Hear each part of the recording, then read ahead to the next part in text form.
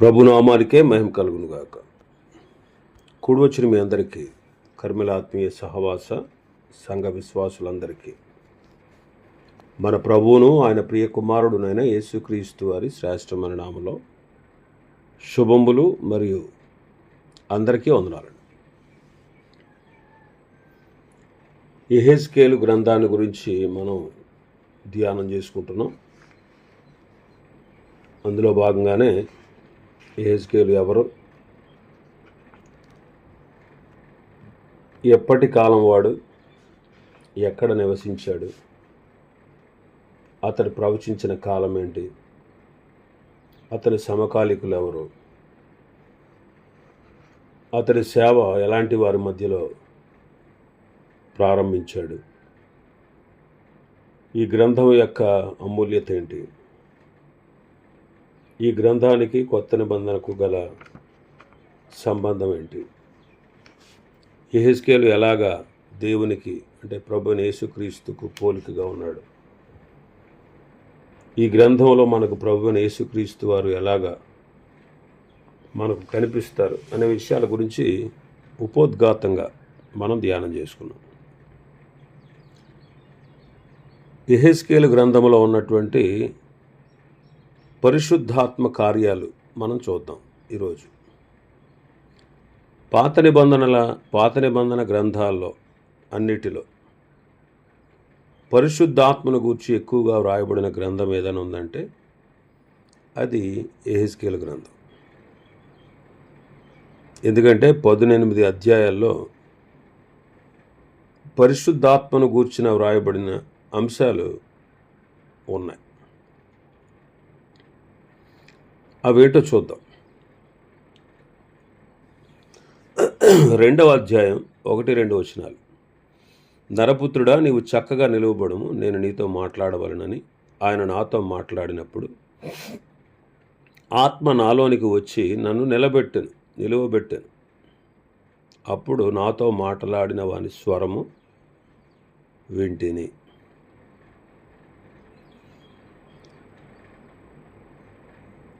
ఆత్మ యాజకుడైన యెహెజ్కేలులోనికి వచ్చి ఆయనను నిలవబెట్టినట్లు మనం తెలుసుకుంటాం. ఇందులో నేర్చుకోవాల్సింది ఏంటంటే, ఒకడు పడిపోకుండా క్రీస్తు కొరకు నిలబడాలంటే పరిశుద్ధాత్మ అతనిలో పని చేయాలి. పరిశుద్ధాత్ముడు ఒక వ్యక్తి లోపల ఉంటుటను బట్టి వాడు క్రీస్తు సంబంధి అయి అతడు నిలవబడగలడు. ఎందుకంటే ప్రభువు తన ఆత్మ చేత నిలబెట్టుటకు శక్తిమంతుడు.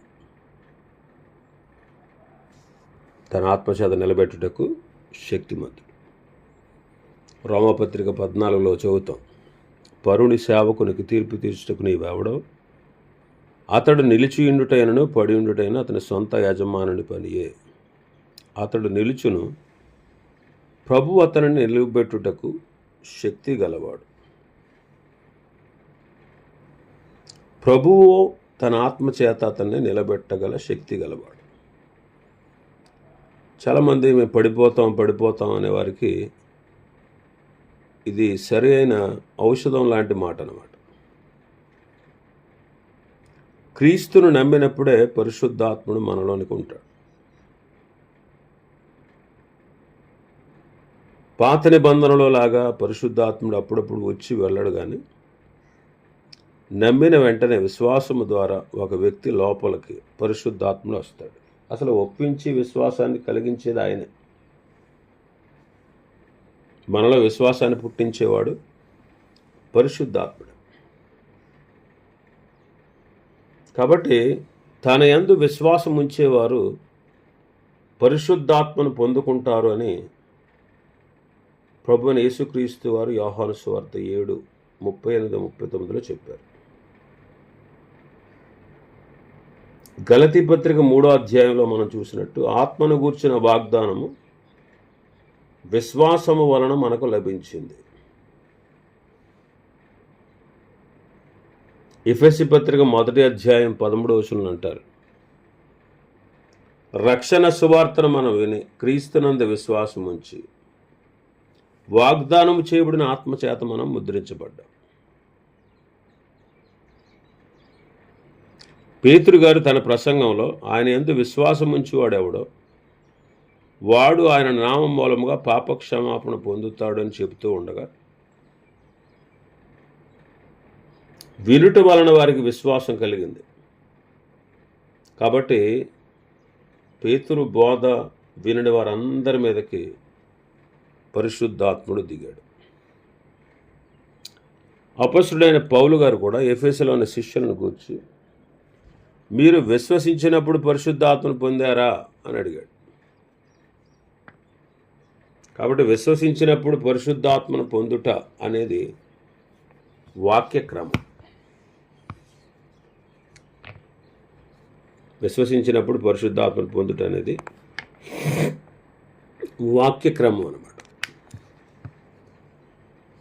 అయితే వారి విశ్వాసము సరైనదిగా లేదు. యోహాను గారు కూడా, బాప్తిస్మం ఇచ్చి యోహాను గారు కూడా ఏం చెప్పారు? నా వెనుక వచ్చుచున్నవాడు నాకంటే శక్తిమంతుడు, ఆ యేసుక్రీస్తునందే మీరు విశ్వాసం ఉంచాలని ప్రజలకు చెప్పారు. అప్పుడు వారు క్రీస్తునందు విశ్వసించి పరిశుద్ధాత్మను పొందుకున్నారు. అపొస్తలుల కార్యాలు 19వ అధ్యాయంలో చూస్తాం. ఇంకా క్రొత్త జన్మ అనుభవం పరిశుద్ధాత్మ మూలంగానే కలుగుతుంది. కాబట్టి పరిశుద్ధత కలిగించేవాడు, రక్షణలోకి నడిపించేవాడు పరిశుద్ధాత్మ, క్రొత్త జన్మను కలుగజేసేవాడు. రక్షణ, పరిశుద్ధత ఈ రెండు కూడా ప్రభువైన యేసుక్రీస్తు ద్వారా కలుగుతాయి. అయినా సరే పరిశుద్ధాత్మ లేకుండా కాదు. కాబట్టి తండ్రి అయిన దేవుడు, కుమారుడైన దేవుడు, పరిశుద్ధాత్మ దేవుడు వారు కలిసి పనిచేయటం ద్వారా ఇది జరుగుతుంది. కాబట్టి పరిశుద్ధాత్మను పొందుటకు, అంటే పొందిన అనుభవం కలిగినటువంటి వ్యక్తి బలము నొంది నిలుస్తాడు. యెహెజ్కేలు గ్రంథం 3వ అధ్యాయం 24వ వచనాన్ని మనం చూస్తే, నేను సాగిలపడగా ఆత్మ నాలో ప్రవేశించి నన్ను చక్కగా నిలబెట్టిన తర్వాత యెహోవా నాతో మాట్లాడేలాగు సెలవిచ్చు. దేవుని యొక్క ప్రభావ స్వరూపాన్ని చూచి సాగిలపడిన యెహెజ్కేలు అతని చక్కగా నిలబెట్టింది అతనిలో ప్రవేశించిన ఆత్మ అని మనకు తెలుస్తాం. పాత నిబంధనలో పరిశుద్ధాత్మను అప్పుడప్పుడు భక్తుల్లో ప్రవేశించి కార్యాలు జరిగించి వెళ్ళిపోతూ ఉండేవారు. కానీ క్రొత్త నిబంధనలు అలా కాదు. పరిశుద్ధాత్ముడు ఎల్లప్పుడూ మనతో ఉండుటకు ఆయన పంపబడినవాడు. దేహ విమోచన దినం వరకు పరిశుద్ధాత్ముడు విశ్వాసి హృదయంలో ఉంటారు. పాత నిబంధనలో అప్పుడప్పుడు భక్తులలో ప్రవేశించి కార్యాలు జరిగించేవాడు. కనుక భక్తుడు ఇక్కడ యెహెజ్కేలు గారు ఏమంటున్నాడు? ఆత్మ నాలో ప్రవేశించి నన్ను నిలబెట్టెను అంట. రెండవది, యెహెజ్కేలు గ్రంథం 1వ అధ్యాయం 1-2 వచనాలు. 30వ సంవత్సరం 4వ నెల 5వ దినమున నేను కెబారు నది ప్రదేశంలో చెరలోని వారి మధ్య కాపురం ఉంటిని. ఆ కాలమున ఆకాశము తెరవబడగా దేవుని గూర్చిన దర్శనములు నాకు కలిగెను. యెహోయాకీను చెరపట్టబడిన 5వ సంవత్సరం ఆ నెలలో 5వ దినమున కల్దీల దేశమందున్న కెబారు నది ప్రదేశమున యెహోవాకు బూజీ కుమారుడును యాజకుడును యెహెజ్కేలునకు ప్రత్యక్షము కాగా అక్కడనే యెహోవా హస్తము అతని మీదకి వచ్చెను.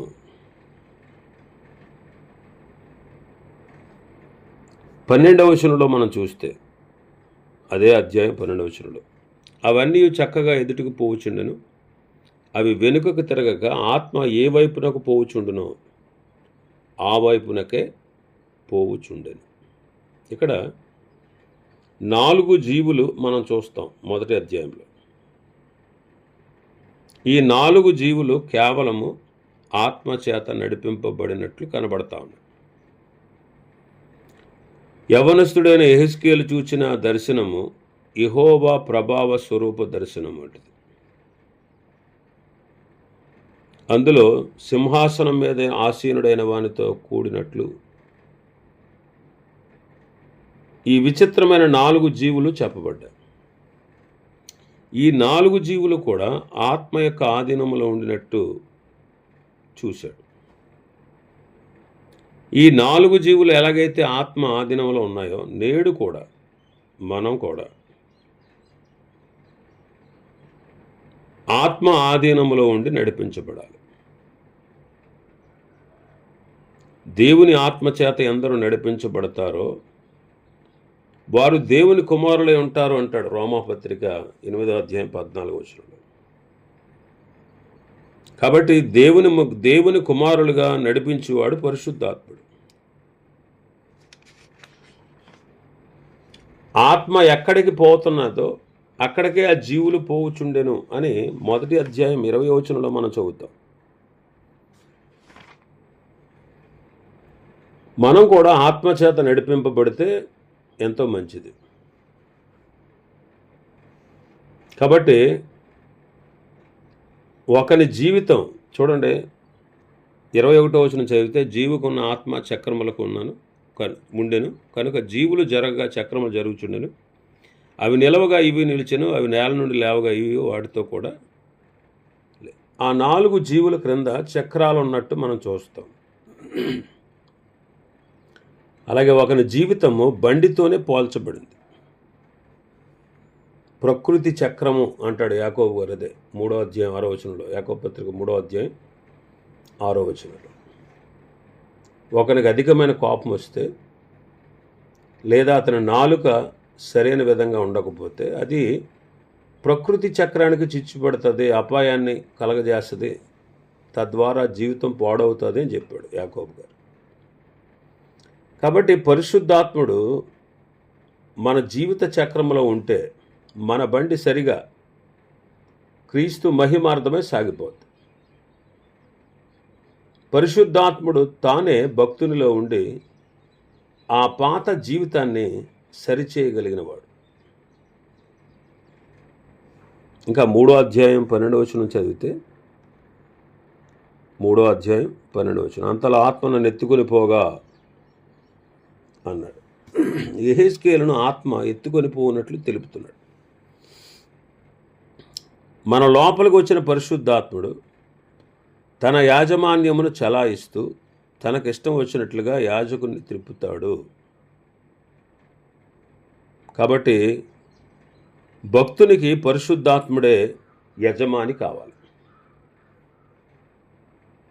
భక్తునికి పరిశుద్ధాత్ముడే యజమాని కావాలి. 14వ వచనం, 3వ అధ్యాయం 14వ వచనంలో ఆత్మ నన్ను ఎత్తి తోడుకొని పోగా అంటాడు.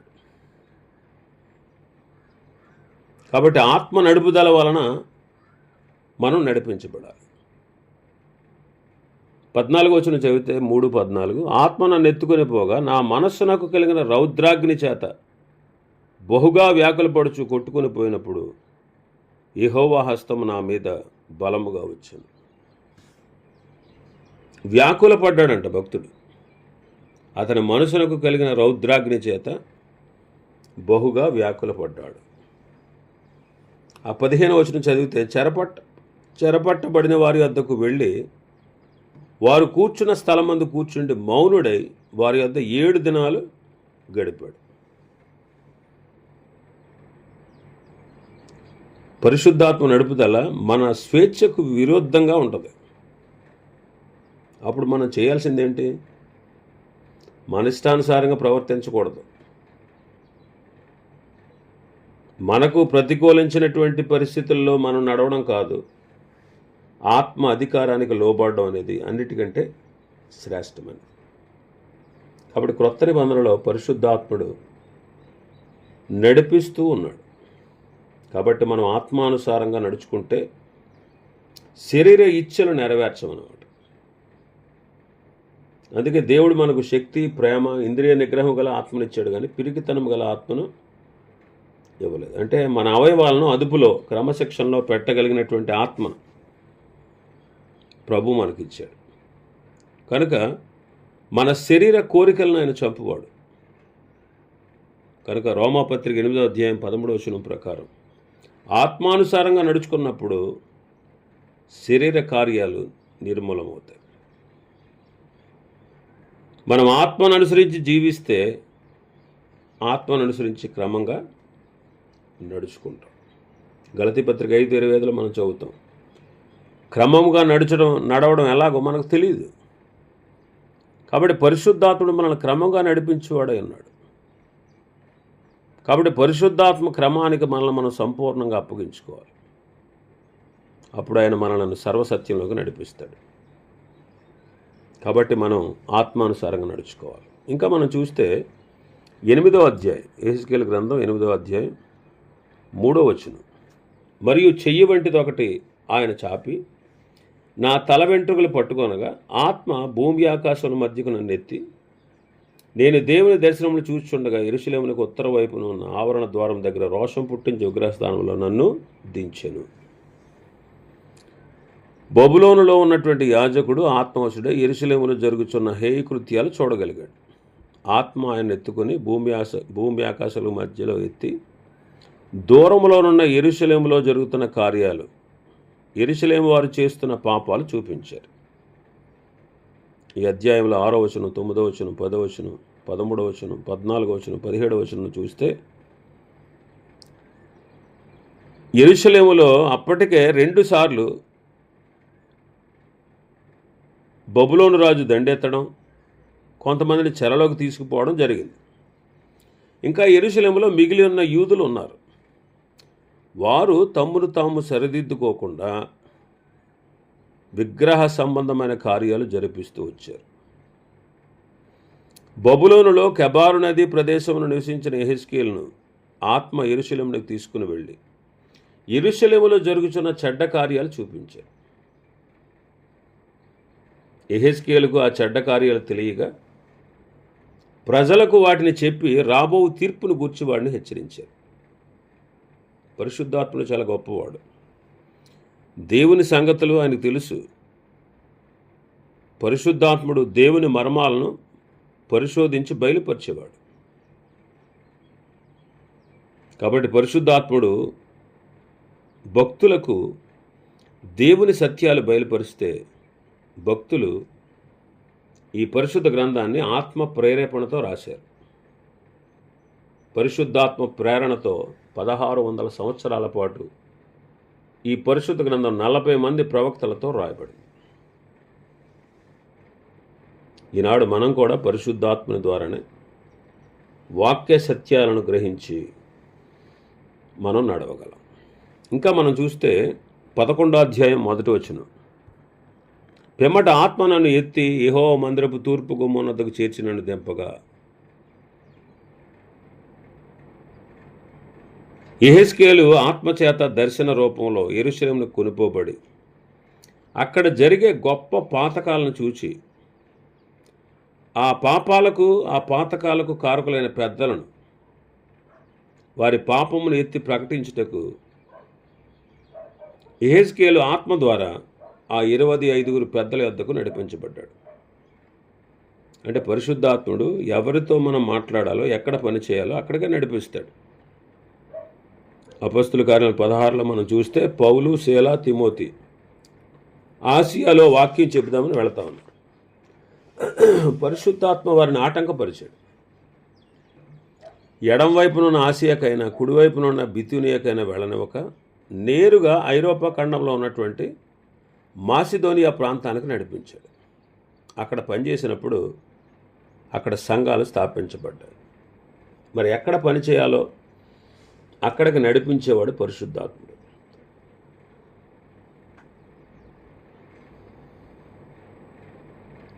ఎక్కడ పని చేయాలో అక్కడికే నడిపిస్తాడు. 11:24లో మనం చూస్తే యెహెజ్కేలు 11:24 తర్వాత ఆత్మ నన్ను ఎత్తి నేను దైవాత్మ వశుడను కాగా దర్శనంలోనైనట్టు కల్దీయుల దేశమందు చెరలో ఉన్న వారి యొద్దకు నన్ను దింపాను. అంతలో నాకు కనబడిన దర్శనము కనబడకుండా పైకెక్కాను. యెహెజ్కేలు ఆత్మవశుడు కాగా దర్శనంలో కల్దీయుల దేశంలో చెదరి ఉన్న వారి యొద్దకు తీసుకుని వచ్చాడు. అప్పుడు యెహోవా అతనికి ప్రత్యక్షపరచబడిన వాటిని చెరలో ఉన్న వారికి తెలియజేశాడు. 25వ వచనంలో యెరూషలేములో ఏ ఏ పాపాలు జరుగుట యెహెజ్కేలు చూశాడో వాటన్నిటినీ తెలియజేయడానికి, అనగా చెరలో ఉన్న వారికి తెలియజేయడానికి పరిశుద్ధాత్మ చెరలో ఉన్న వారి వద్దకు యెహెజ్కేలు నడిపించారు. అలాగే దేవుని సేవకులు ఎక్కడ పని చేయాలో అక్కడికి ఆయన వారిని నడిపించేవాడు. పరిశుద్ధాత్ముడు ఆ మార్గం గుండా అనేక రథాలు పోతూ ఉంటే పరిశుద్ధాత్ముడు ఫిలిప్పుతో నీవు ఆ రథం దగ్గరికి వెళ్ళి పోయి అతను కలుసుకో అన్నాడు. ఆత్మ నడుపుదలతో ఫిలిప్పు ఆ రథం దగ్గరికి వెళ్ళి మంత్రి గారిని రక్షణ సువార్త అందించి అతని రక్షణలోకి నడిపించాడు. అపోస్తలుల కార్యం 8వ అధ్యాయంలో మనం చూస్తాం. ఇంకా మనం చూస్తే 11వ అధ్యాయం 5వ వచనం. 11వ అధ్యాయం 5వ వచనం. అంతటా యెహోవా ఆత్మ నా మీదకు వచ్చి ఆజ్ఞ ఇచ్చినదేమనగా, నీవు ఈ మాట వారికి తెలియజేయము. పరిశుద్ధాత్మ అతని మీదకు వచ్చి ప్రజలకు ఆజ్ఞ ఇచ్చినట్లుగా యెహెజ్కేలును ప్రేరేపించినట్లుగా మనకు కనబడతాం. ప్రజలకు ఏ వర్తమానం ఇవ్వాలో అది తెలియజేస్తూ ఉంది. అలాగే ఈనాడు కూడా వర్తమానం ఇచ్చేవాడు పరిశుద్ధాత్ముడు, ధైర్యాన్ని కూడా ఇచ్చేవాడు ఆయనే. కాబట్టి యెహెజ్కేలు ఆత్మవశుడే ప్రవచిస్తూ ఉన్నాడు.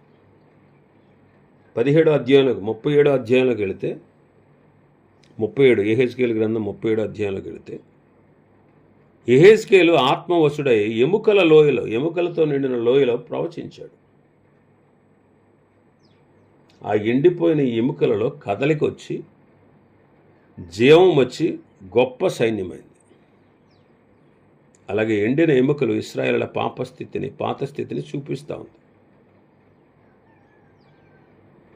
ఆత్మీయంగా చచ్చిన ఇశ్రాయేలును మరలా బ్రతుకుతారని దేవుడు ప్రవక్త ద్వారా ఈ సత్యాన్ని వారికి తెలియపరిచాడు, పరిశుద్ధాత్మ ద్వారా. ఇంకా మనం చూస్తే 37వ అధ్యాయం 14వ వచనాన్ని మనం చూస్తే 37:14 నేను యెహోవానై ఉన్నానని మీరు తెలుసుకుందురు, మీరు బ్రతుకున్నట్లు నా ఆత్మ మీలో ఉంచి మీ దేశంలో మిమ్మల్ని నివసింపచేసేదను. మీరు బ్రతుకున్నట్లు నా ఆత్మ మీలో ఉంచుతాను. పరిశుద్ధాత్ముడు బ్రతికింపచేసేవాడు. ప్రవక్త ఎముకలలో నిండిన లోయలో ప్రవచిస్తూ ఉండగా ఆ ఎండిన ఎముకలను సరిచేసి శరీరాన్ని జీవాన్నిచ్చి బ్రతికించాడు. ఇది దేవుని ఆత్మకార్యం. కాబట్టి వారి రక్షణలో భాగముగా ఆత్మ వారిలో ప్రవేశించాడు. వాళ్ళ ఆత్మ చేత బ్రతికించబడ్డారు. కాబట్టి ఆత్మయే జీవింపచేయును అంటాడు యోహాను సువార్త 6వ అధ్యాయంలో. కాబట్టి పరిశుద్ధాత్మ మూలంగానే క్రొత్త జన్మ. పరిశుద్ధాత్మ ద్వారానే దైవజనులు వర్తమానాన్ని అందిస్తారు. ఆత్మపూర్ణులై వర్తమానం అందిస్తూ ఉండగా వినేవారిలో పరిశుద్ధాత్ముడు కార్యాన్ని చేస్తాడు. ఆయన ఒప్పించువాడు,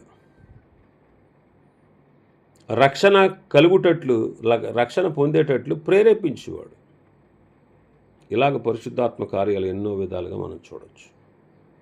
ఇంకా 39వ అధ్యాయం 29వ వచనాన్ని మనం చదివితే 39:29 అప్పుడు ఇశ్రాయేలుల మీద నేను నా ఆత్మను కుమ్మరించేదను కనుక నేను ఇకను వారికి పరాన్ముఖుడనై ఉండను.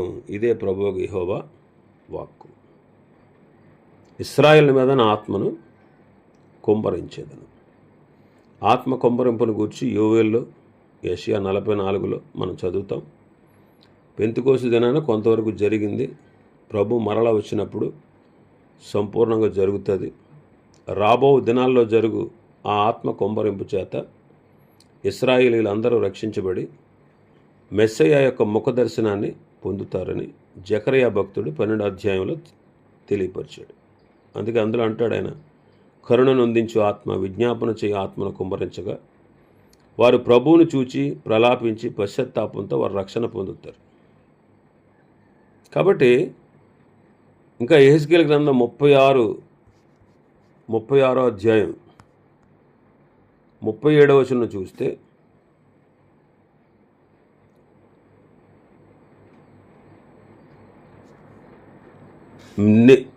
నా ఆత్మను మీ యందు ఉంచి నా కట్టడలను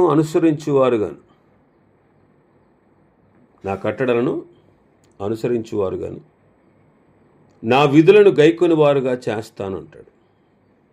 యెషయా గ్రంథం 10వ అధ్యాయంలో కూడా ఆ మాటలు ఉంటాయి. ఈనాడు కూడా పరిశుద్ధాత్మ కార్యాలు అలాగే ఉన్నాయి. దేవుని వాక్యానుసారంగా మనం నడిపించేవాడు పరిశుద్ధాత్ముడు. అందుకే ఈనాడు ఆత్మఫలం ప్రేమ, సంతోషము, సమాధానం, దీర్ఘశాంతం, దయాళత్వం, మంచితనం, విశ్వాసం, సాత్వికం, ఆశానిగ్రహం ఇవన్నీ కూడా ఆత్మఫలాలే. పరిశుద్ధాత్మ ద్వారానే దేవుని ప్రేమ మన హృదయాల్లో కుమ్మరించబడింది.